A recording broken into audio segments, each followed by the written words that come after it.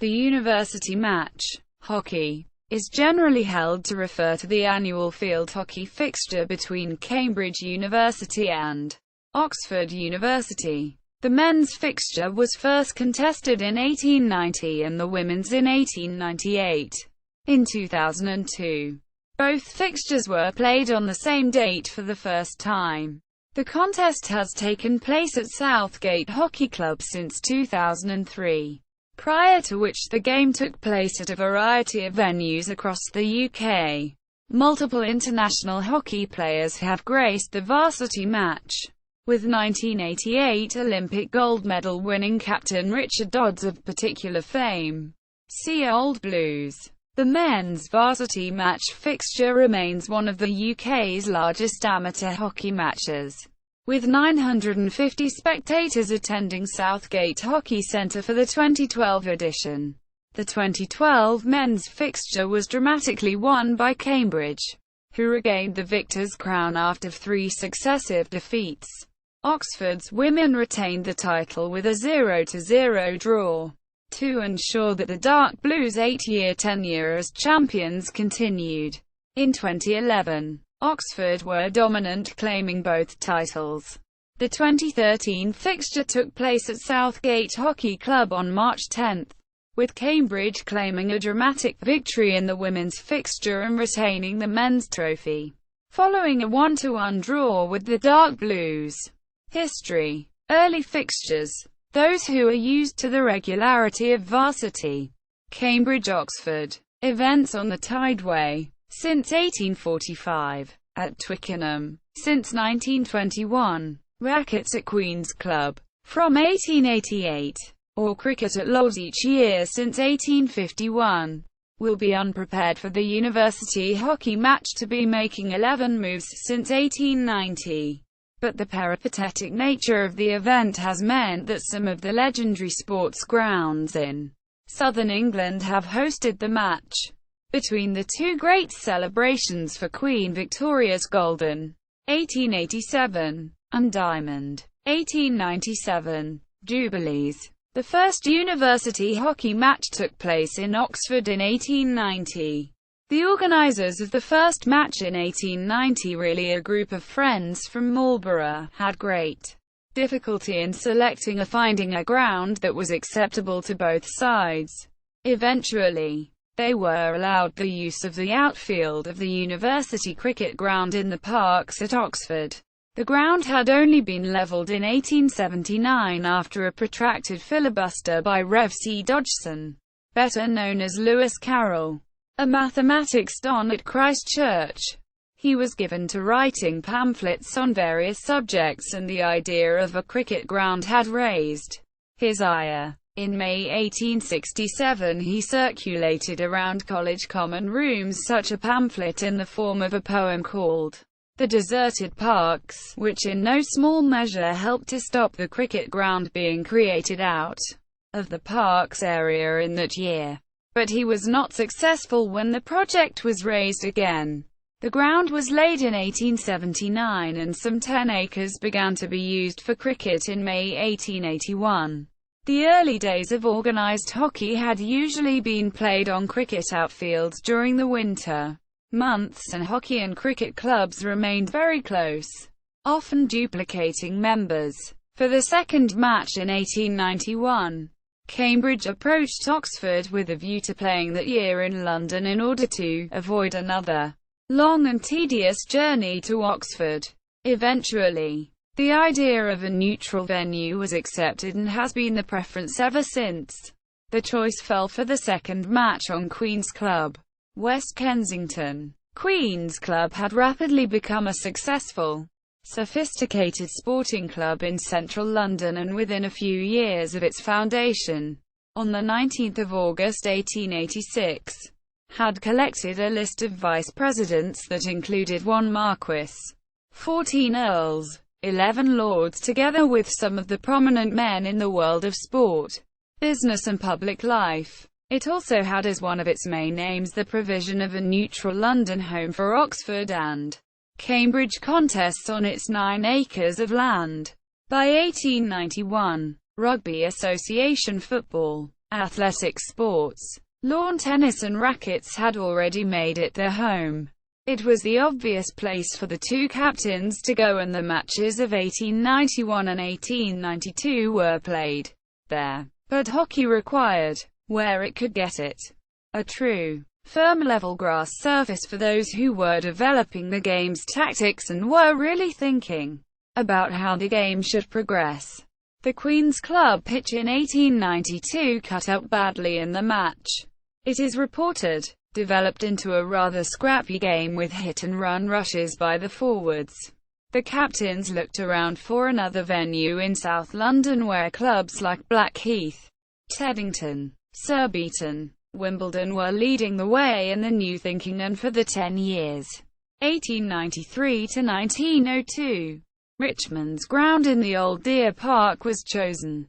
Beckenham Hockey Club, after short stays at Surbiton, 1903 to 1907, and Bromley 1908.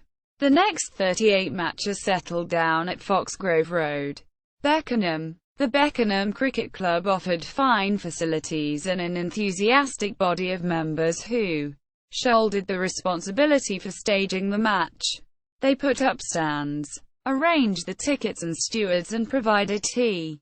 No wonder that the universities, cosseted by such a cordial club, saw no reason to change while 2 world wars and 50 years passed. But things change eventually, and Beckenham went through a bad patch when their groundsman died. To seek what they hoped would be the ideal playing surface, the two captains for the 1958 match, M.A. Eager, Rugby in Worcester, and S.C. MacDonald, Culford and Selwyn, at short notice, which did not please many stalwarts, moved the match to the county cricket ground, Edgbaston, Birmingham, where it stayed for 3 years until informed opinion had it moved back to the London area, Hurlingham Park, and the adjacent Hurlingham Club, being selected for the years 1961 to 1968. Lord's Cricket Ground. In 1969, an unexpected and generous suggestion came from Billy Griffith, Dulwich and Pembroke, the secretary of the MCC, who wanted some events so that he could test out new staff at Lord's prior to the start of the new cricket season with its important list of fixtures.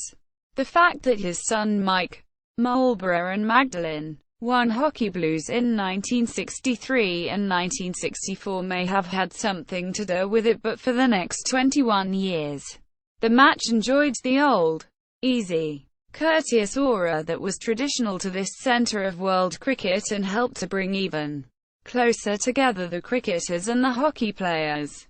Milton Keynes and Southgate Hockey Centre. By the end of the 1980s, epoch-making change was coming over the game. I can think of no other sport that has taken such a radical step as to change its playing surface. It had started to come about in 1976. The Olympic Games of that year were to be played in Montreal, and the host suggested that the hockey tournament should be played on synthetic turf because of the exceptionally severe winter conditions in Canada and the consequent poverty of the grass quality. After this successful event, Russia decided to follow suit for the 1980 Moscow Olympics. The heat of opposition after 100 years of grass was dying down. Clubs were pleased not to be held hostage to the weather, especially in January and February, and in spite of the heavy cost of the specially laid pitch at around £250,000, the synthetic pitch took hold and the game has not looked back. Oxford opened their Flea Road Sports Complex on 6 March 1999, amid much university ceremony, incorporating a water-based pitch using state-of-the-art AstroTurf technology, and named the Fletcher Field. This is in honour of Dr. Robin Fletcher, Marlborough and Trinity, Oxford, a former resident of the Hockey Association and an Olympic and England international. Dr. Fletcher was a Fellow of Trinity, Oxford, for many years before being appointed Warden of Rhodes House, which partly financed the project. Robin Fletcher played in the Varsity Hockey Match in 1947. 1948 and 1949. Captain. Cambridge opened the Wilberforce Road ground in 1994, adjoining the modern pavilion complex and the new athletics track. From an early stage, these developments were watched by the university captains each year. One of them, Richard Dodds, captain I-981, Kingston Grammar School and St. Catherine's, won bronze medal in the Los Angeles Olympic Games and went on to captain the gold medal side in Seoul in 1988. The university captains were not short of advice, and with Lords in no mood to lay a synthetic pitch on the nursery ground, the move to the excellent water-based ground laid at the Reading Hockey Club took place in 1991. This was an excellent choice and returned to the match some of the intimate atmosphere that was generated during the years at Beckenham and which sometimes was lost in the 40,000 seats at Lord's. By 1997, the National Hockey Stadium at Milton Keynes had opened its doors, and it was a natural step that this fixture, probably the oldest continuous hockey match in Great Britain, possibly the world, should be invited to play the match there. When the National Hockey Stadium got into difficulties, it is now a football ground. A move was made into the welcoming arms of the Southgate Hockey Club in North London, where the first match at this venue was held on 3 March 2003. 2012 marked the 10th year of the fixture at Southgate Hockey Club. Old Blues and specific fixture history. Detailed history. A full list of Hockey Blues awarded from 1890 to 1930 can be found in Abraham's and Bruce Kerr's Oxford vs. Cambridge. Further detail can be found in Risden's The Book of Blues, which details a record of all matches between Oxford and Cambridge in every department sport up to 1900. Past players. Throughout the latter part of the 20th century, multiple Cambridge and Oxford Blues represented Great Britain.